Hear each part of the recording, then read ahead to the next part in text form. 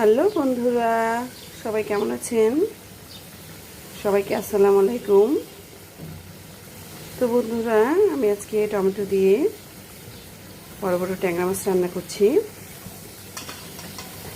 রান্না শেষ হয়ে গিয়েছে। তো তরকারিটা খুবই সুন্দর লাগছে আমার কাছে, তো এর জন্য সেটা আপনাদের সাথে শেয়ার করছি। দেখুন কি আমি লাগছে।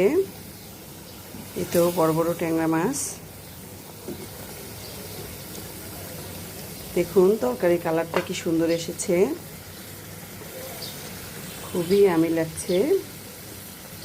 সেটা সার্ভ করে আপনাদের সাথে আবার শেয়ার করছি, জানাবেন কেমন হয়েছে রান্নাটা। দেখুন বন্ধুরা, সার্ভ করার পর তরকারিটা আরও লোভনীয় লাগছে। তো সবাই ভালো থাকবেন এবং আপনার পাশে থাকবেন। আল্লাহ হাফেজ।